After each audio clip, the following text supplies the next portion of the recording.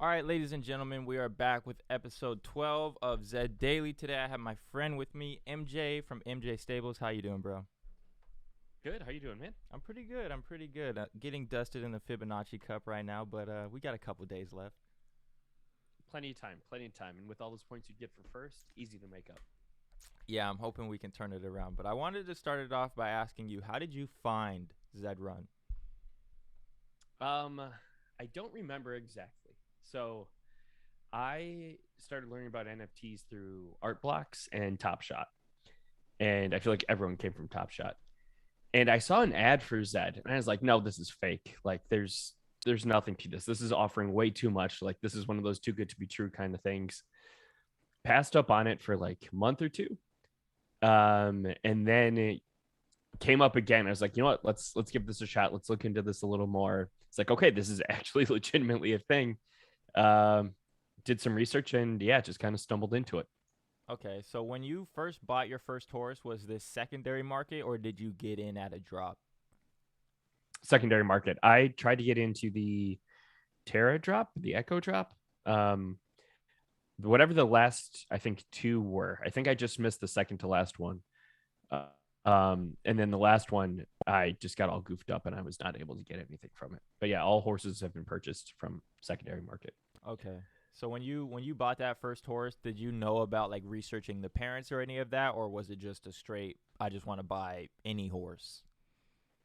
Yeah, so I kept like an Excel sheet and it was a Genesis horse. And I would track things like high level, like this is the most basic version of like stats tracking. I feel like you could do like the number of races, did it win, basically like an offline, um, just high level win play show, what class is it in. Um, and yeah, I got excited because it was a Genesis horse in class two, I believe, at the time. So I equivocated that to being a good racer. And it had a decent win rate. I thought I could do a little better and just kind of went from there. Okay, okay. And then why Genesis over? Was there breeding at this time? Was there bred horses or was it only Genesis horses? I believe there was breeding at this, or there wasn't breeding, but I believe there were bred horses. And I went with Genesis because of the limited quantity. It fit my budget. Um, and it seemed like that was a good long term move for me at the time. Okay. So before you had MJ Informatics, you were just saying you had an Excel sheet. So tell me how all of this worked out, and then how you moved all of this to like MJ Informatics. Yeah, so I had my Excel sheet and hopped into a Google Hangout with some friends, and they're like, "You need to stream this." And I was like, "Streaming? Like what? No, I would never do anything like that. Like I no, that's for like Fortnite. I don't play Fortnite." Um, and so I started streaming, and then I started doing horse evaluations off of price. And the market was like so small, and with breeding closed, it was fairly easy to accurately predict um like a horse's value within a certain amount of like what you should pay for it. So that's kind of how it all started. And then I wanted to kind of take it to a whole new level. So I manually tracked, got my first horses. I manually tracked their performance in an Excel sheet, moved that into Google Sheets, and then created Google Data Studio report, which is basically like an old version of my tool Zetalytics right now. And enough people started, I'd only really feature my horse because that's what I had the data on. Um, got excited about it. They wanted it their own. So that was like some of my first giveaways was building out a manual spreadsheet up to 300 races for your horse and give you a full dashboard for it. And then I was like, okay, there has to be a slightly faster way to do this and to bring it to people at scale. So found, the Haku data dump. I've been leveraging that. And then kind of in my day-to-day 9 to 5 job, at the time I was doing a lot with data and data analytics, familiar with a handful of BI reporting tools. So plugged one into Tableau and just went from there. Okay. And so are you were getting this data from Haku or direct from Zed's API? From Haku, the Haku data dump. So what is the data dump? What is that? So it's I don't remember the URL off the top of my head. I think it's in like the Z data or the Z API channel on the official Z Discord.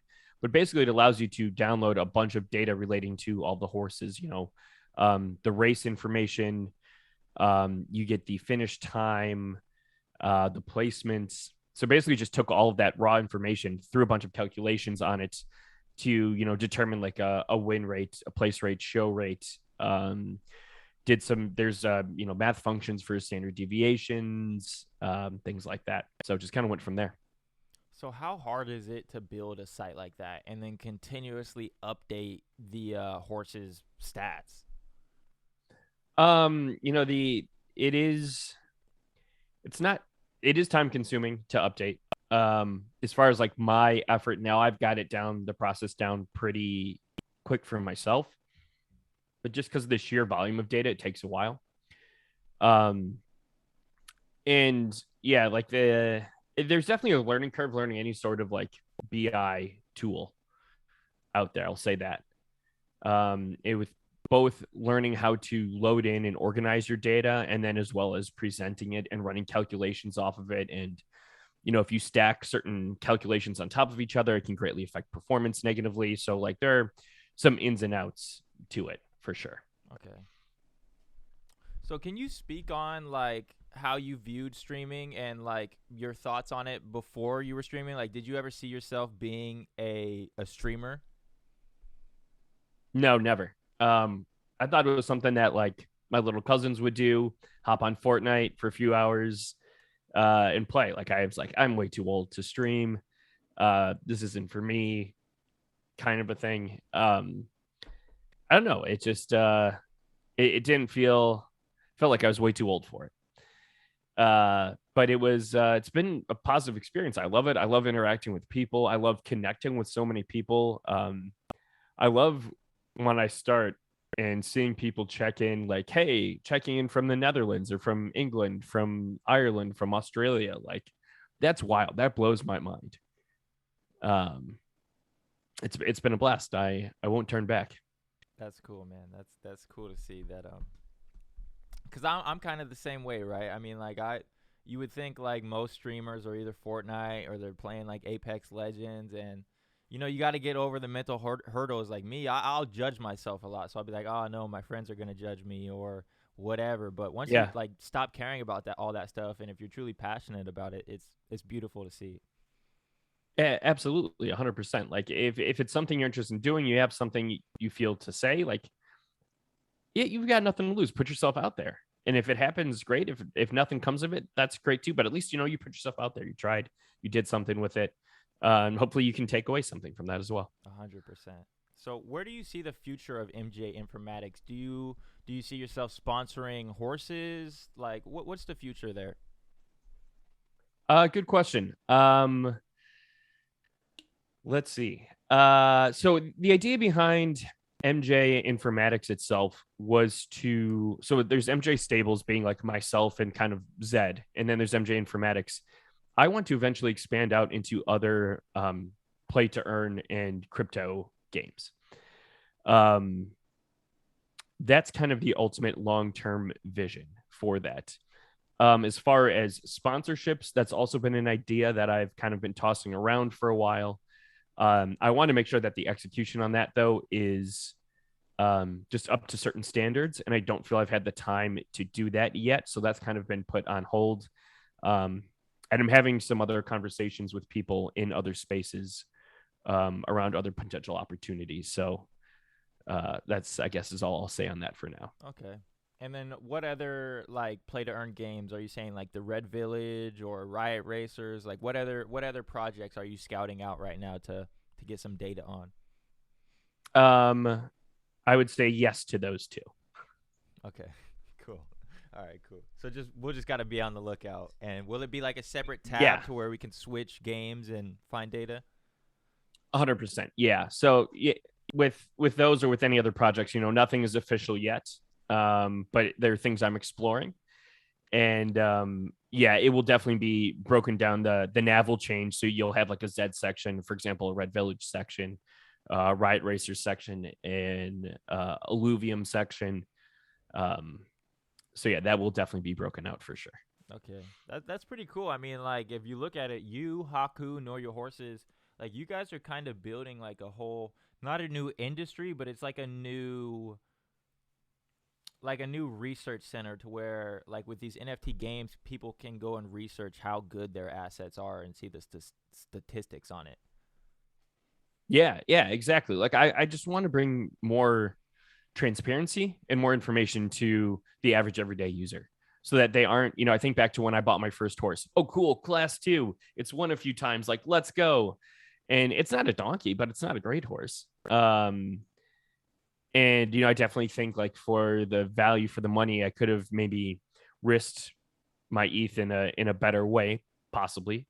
But yeah, like I want to be able to provide that information to people so that they can make at the very least the most educated decision possible. It's not going to automatically turn your donkey into a class one stud, but more of just like be real, be transparent with here's what you got, here's what you're working with. Yeah, and it sets a standard. Like we know what a good horse is, and now we know what a donkey horse is. So if you're not using these tools, you're just not playing the same game as anybody else that is using them because they know where to dial in their horses at. Yeah, absolutely. Okay. So let's say I give you half an Ethereum in the current market. You have no horses. You know about Zed Run, but you have no horses, and Mhm. you're just starting. What are you gonna go get with half an ETH? Oh wow. Um, I would look at. So I guess I kind of go down my standard. Here's kind of my safe route for purchasing a horse. I guess I don't have a definitive answer that it's going to be a Z, whatever, breed, blood, this, that. But I would say I'd go into Haku, I'd plug in half an ETH.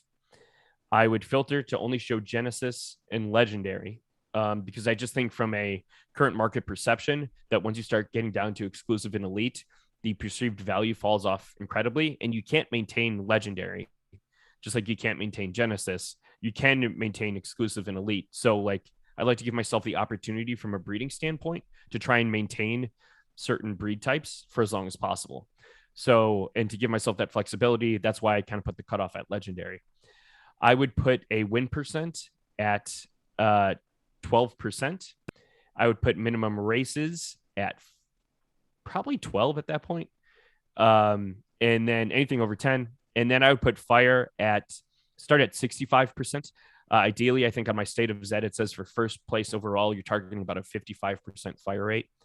And I don't necessarily love fire, but when you can put the fire with the performance, I think it's kind of an added bonus. So um, I would, and then if nothing showed up or like nothing that like really excited me showed up, I would dial back the fire until that sample size increased. Um, and then when I'm actually evaluating, looking at that horse to buy, I would look at, okay, so I have fire, I have the win rate.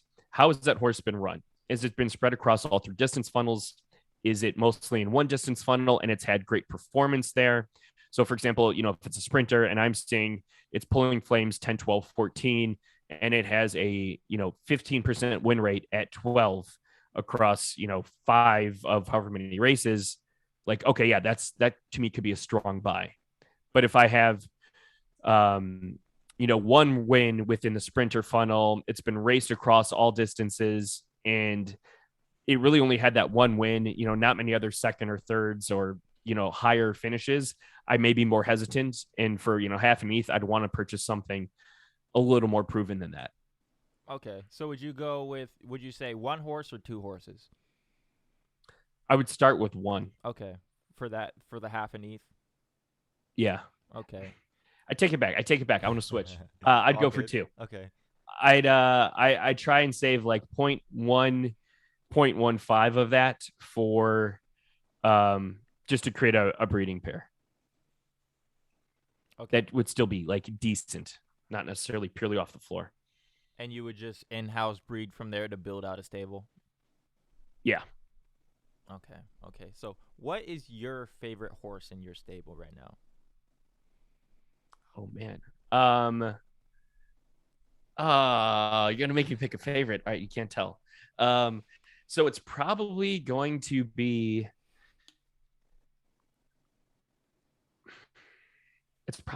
Bundle Me Nutmeg. It's a new acquisition, and I don't even know. I have to look this up because this is bad. I don't even know the full on stats on it. I just picked it up. It's Coral Wave. So it's rare coat. Only 11 races with it so far. I bought it with maybe half of that, maybe about. Um, but it is currently it's a Z7 Finny Legendary. And it's 27% winner, 45% show, 55% flame, 126 ROI, only 11 races though. And it's winning in class 3 paid. So pretty happy with that. I'm having some fun with that horse. What was the story behind the purchase of that horse? Like, how many races did you buy it at, and how'd you know it was gonna be a good horse? Yeah. So it looks like I bought it maybe November 8th, 7th or 8th. Um, and again, I wanted a low Z. Um, again, legendary or Genesis, partially for breeding, and like a Z7 Finny legendary was pretty low for me because it has a Nakamoto and Finny parents. So I thought that was kind of a cool opportunity. And then I saw just kind of some like mid distance performance out of it, like 14, 16 range. And I believe it had a win at 14 without flames, but and it got a third at 14 with flames. It also went on a 24, which is very interesting. But it's kind of showing stuff all over the place. And I get really excited about lightly raced horses. Like that is like my favorite part of buying a horse on Zed. Give me something that has 5 to 10, 5 to 12 races. And that's what kind of gets me excited to race. Are you scouting? Are you looking for new horses like that every day? Like, how are you going about finding these horses? Yeah, when I was looking every day. I have some preset filters based off of criteria and Haku, kind of like what I outlined earlier. I'm kind of paused right now, just because I'm diversifying a little bit as far as my like NFT portfolio goes. Um, and I want to just kind of see how these horses play out as well as breeds. Do I really want to hold on? Do I want to try and sell for profit? Do I want to move to a breeding barn? So I've made 3 or 4 acquisitions probably within the past few weeks. And I want to just kind of hold those, see how those play out, and then reevaluate from there. So I'd imagine probably around Christmas time, I'd probably be looking to make another move then. Okay. And are you breeding with the current breeding minimums? And if you are, do you have a set in stone breeding pattern, or are you just kind of going willy nilly and testing out a bunch of stuff? So I'm breeding in house. I just started my second stable finally. Nice. Just didn't because of laziness before. So got that set up. And I'm breeding for. I have some giveaway programs tied to horse giveaways, or tied to horses that have been unraced, unnamed, etc. So I'm breeding for those programs. And I'm also doing some internal testing myself on breeding. So I hit Bundle Me Nutmeg with 3 different, I'll call it strategic breeds within my own stable, just to keep the prices low, and just trying to see how certain pairs play out. Now, with Bundle Me Nutmeg, are you trying to keep the Z number low? So are you going back to Nakamoto's, or are you going to like higher Z numbers to where you're getting into like Z25, Z30 offspring? I'm starting low. I will get to mid high 20s eventually. But yeah, I've got some like a handful of horses under 10 that have a genotype under 10. So going to start low with those. And then I'll probably, once I get to the exclusive elite level, bring in my Genesis horses. Again, just to try and keep things low. And then we'll see where things go from there. But yeah, my plan is kind of take take my legendaries, breed them with other legendaries or exclusives to then keep my two Genesis horses available to circle back to once again I hit that exclusive elite level to try and maintain that as much as possible. Gotcha. So what's a Z number like you won't look out? Like what's the cap for you on Z numbers? I don't love anything past like 22. And if you can kind of see in my like state of Z right around that point, and it could just be due to sample size, but that's when like the horses start to just like get super erratic. I have no idea why. Is that people just color rubbing? Is that not us understanding it? Like Z20 to whatever will have a place in the game at some point, I'm sure. But I think also just for marketability purposes, trying to keep it as low as possible. So I would say, 22 mid 20s is kind of my cutoff point right now, unless it's a super strategic breed where I'm testing something deep. Okay. That's pretty cool. So we got the Fibonacci Cup came out yesterday. Qualification started. How are you doing if you're currently racing in that? And are you did you learn anything from the past tournament? Like are you gonna race middle distance because we know that it might be easier to qualify there? Like what's your strategy going into this tournament? Yeah. So I agree with your comment about like middle distance or like marathon. I think would have an advantage over sprinter. With that last tournament, my strategy was I took Murder Weapon, one of my better horses, ran I think 3-4 times, just didn't hit the right side of variance, performance, whatever. Field was too difficult, and I was like, you know what, I'm gonna pump the brakes here because one, I don't want to basically waste the races on my horse from a kind of we'll call it vanity metric perspective of why would I race these if I'm not going to perform well. And then also two, I didn't want to, and I feel I saw pretty early the potential negative ramifications, at least short term, of getting your horse up into a super high class, and I didn't want to risk that and then having the difficulty of downclassing. My Genesis horses that I have were both victim to a lot of downclassing experiments, and I don't want to live through that, at least in the current environment again. So, So when you're saying your Genesis horses, meaning that you tried to downclass them and you kind of fucked up their stats by doing that? absolutely. I'm not anti downclassing, all for it. But this was kind of like an on stream experiment almost of like, hey, we're here. I see the best performance could be in this class. How do we get there as fast as possible?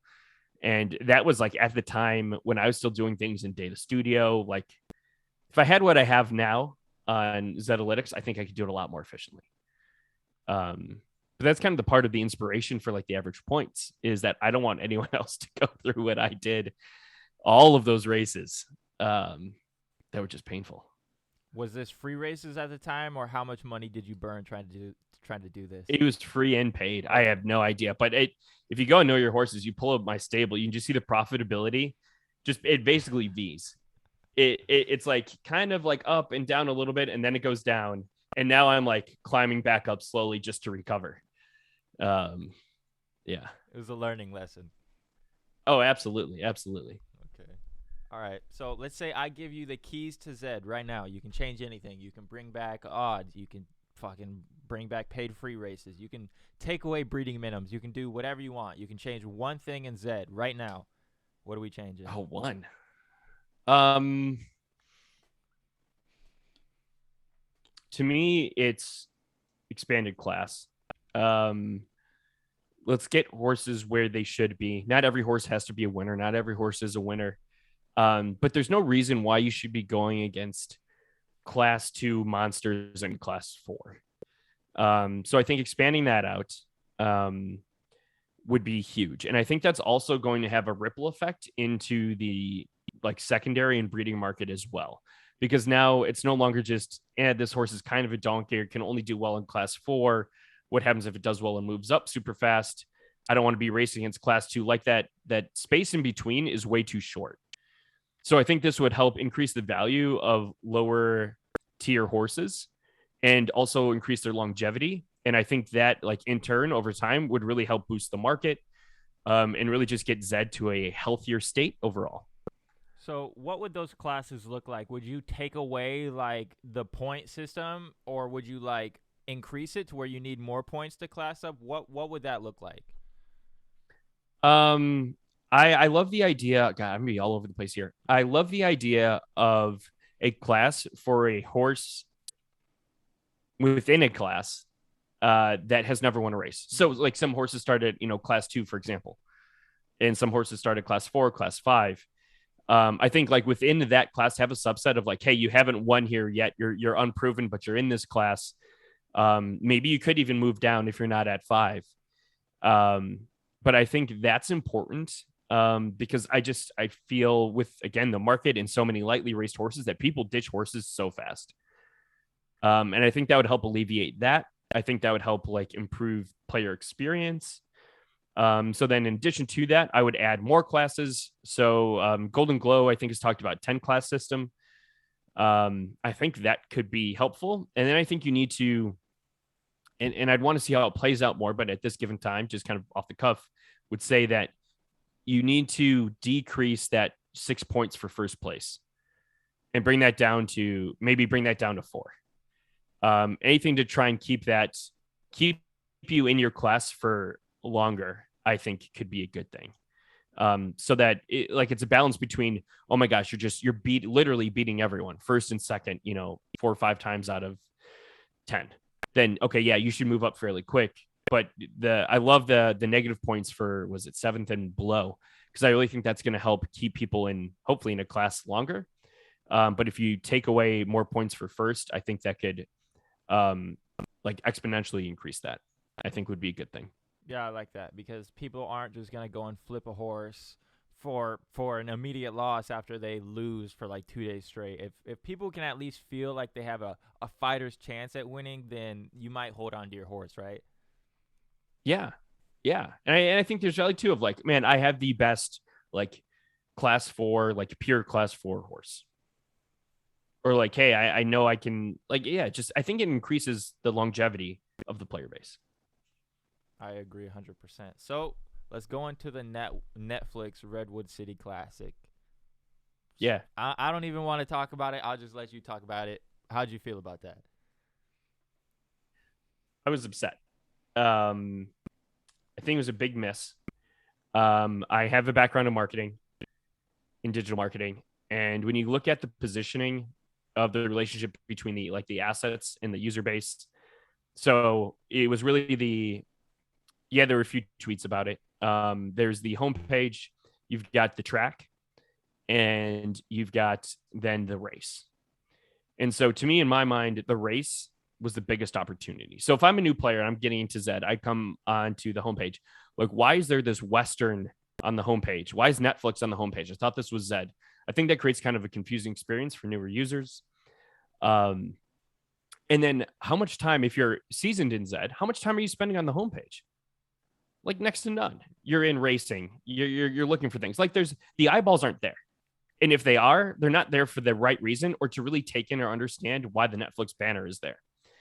So then point 2 or position 2 would be the actual track itself. Cool idea, cool concept. The experience on that delivery, I don't think is quite right. So the reason being is that when you're going through, I love that they have the pictures. I love, the blimp, which I felt like was just a reskinned King Koi. But you can't really take it in or understand what you're seeing on the race. Like you're so focused on the race and these horses moving. Then in the background, oh, okay, there's a picture coming. Cool. Like, what is that? And you kind of got to like pause to like process what you're seeing. And again, I don't think that's a great experience. And that's also much like the homepage. That's a short-term experience that people aren't really going to talk about. So to me, the biggest opportunity for both parties, both Netflix and Zed, is the race. And I heard it was a scheduling issue. I don't know what the exact reasoning of it was, but in a perfect world, you're going to promote this on social. You're going to get selective with your horses as far as who should be in and how they should be in, and you're going to build up a story around this because that's going to create a longer term, more meaningful impact from a brand perspective than just here's a homepage that no one's going to be on, or here's a few pictures that you can barely see as you drive by. And then then you can build up hype, you can build up excitement. This is when the race is going to be. You can tie in, Western themes to it. And then you're going to get more people talking about it. People are going to be talking about Netflix. People are going to be tagging Netflix. People are going to be talking about Zed Run. And that's going to do so much to potentially expand to the player base. Hey, I'm into this movie. I've got my Netflix subscription. I love this movie. Oh, what's the Zed Run thing that's tied to it? Like, that opportunity is so ginormous compared to anything else as far as promotion for the rest of it. Like, there's a reason why CPM, like a cost per thousand, which is a standard like pricing model for things like banner ads and homepage ads, is so low and has tanked over the past decade, the past 3 years even. It's because it doesn't deliver value. And social listening, social conversations, partner tie-ins, storytelling, all which you could have achieved with that big race, that's where the big value is. And I just felt it was executed on so flatly. Would you have liked to seen them pick the horses, or did you like that anybody could have entered it if you had the $3,000 to buy in? Get rid of pay to play. Create like a mini qualification for it. I think that, I mean, they've shown that they can do this over 2 weeks, over 1 week. Hey, you want to have the best horse in the West? Enter this. It's a free race. It's going to be at this distance because that's what, the final distance is going to be. You can add certain parameters to it. And again, that builds onto the story. That builds onto the conversation. That's how I would have done it. Yeah, I think it was just a missed opportunity, right? I mean, like, I understand that if, like, you feel like Hunter said this yesterday, like, we don't know behind the scenes, like, if they had some legality obligations to where they couldn't announce it because somehow somebody could game it. Like, let's say me and you and all of our buddies, like, we notice that it's going to come out. We all hop up in there and then we split the prize pool or something. So I think with sponsorship money, they might have, like, had some obligations they couldn't have told us about. But yeah, I would have liked to known more about it, because I was sitting there, I'm bitching on Twitter all day. I'm like, what are we doing? Like, is this race today? I'm like, I'm pretty sure this race is today. Like, that's what it says on the thing. And so I go lay down in bed because they say it's like, oh, and gonna be in an hour or so. And then someone in Discord says, yo, what's up with that crazy prize pool in class 1? I'm like, what? And I got up so fast and I came and entered my horse in there. But if it wasn't for someone in Discord, I would have totally missed it, dude. Yeah, like, it's and I guess kind of my counter to that is, like, you're going to have this race. You've talked about having this race. There's still going to be a way for you to promote it in some capacity, and even just say, hey, we're not talking about XYZ things for these reasons. Put an asterisk, put in terms as to why, but you can still talk about it. You can still promote it. Yeah, I agree 100%. So we got one question in chat, and then I'll let you go, MJ. So Jeff Hallip says, how many races until you decide if you have a race horse? Ooh, okay. So right now my rule of thumb is about 20 overall, 20 to 25. Split those across distances. So the way I race a new horse, let's say it's completely unraced. I'm going to start with the Griffin. I'm going to choose one of the 3 distance funnels, ideally maybe like the middle of that distance funnel. So, like 12, 16, 22, for example. Pick one of those, boom, find a Griffin, hop in. Okay, if I get flames and I win, I'm going to continue down that same distance next. And then if that doesn't pan out over time, I'm going to switch to similar distances within that distance funnel. If I don't get flames, if I don't come in first, second, or third, I'm going to then switch to another distance funnel. Pick one of those, see what happens. Okay, 2, 3 races there, not really seeing anything between 1 or 2 distances, then go to the last distance funnel and just kind of see what happens there. So that should be what? If you take 3 times 3, that's 9. That's about half, just to try and figure out a distance funnel. And then take those next 10 races to split that between the different distances within that distance funnel if you haven't figured that out yet. Awesome. And then Bot Lady, she just said that that they just dropped a little update in Discord. They said, we plan to roll out updates to our terms and conditions tomorrow. Active stable owners will be asked to agree to new terms and conditions. New stable owners or those who haven't already provided information will be asked to complete the basic information form. We're updating the terms and conditions to include our zero tolerance stance on bots and defensive stable or racehorse names. The terms and condition update process will be a regular one as we continue to protect the integrity of Zed. So what do you think about all that? I love that because so many companies don't tell you when they update their terms and conditions. In fact, it says in their terms and conditions that they don't have to tell you when they update it, but they'll just update it there and not say anything publicly. So I love that they're being public about that. That's great communication. Like my biggest gripe has just been around communication. So I'm so happy they're saying that. They kind of warned us about this a few weeks ago, months ago, even that, hey, we're going to be updating some things. We're going to have a no tolerance policy around botting. Look for that change. It's going to be coming. It's coming. I love it. I'm all for it. Let's go. Yeah, it's pretty cool because now if they have a Redwood City Classic or something like that, they can feel safe putting it in there for as like a free race qualification because they know if like we've updated our terms and conditions. If you're botting, they're probably just going to straight ban your account or something. So yeah, huge, huge. Pretty big. Very excited for this. Pretty big. All right, MJ, do you got any questions for me, bro? Where? All right, take diamonds out of your stable. What is your favorite horse and why?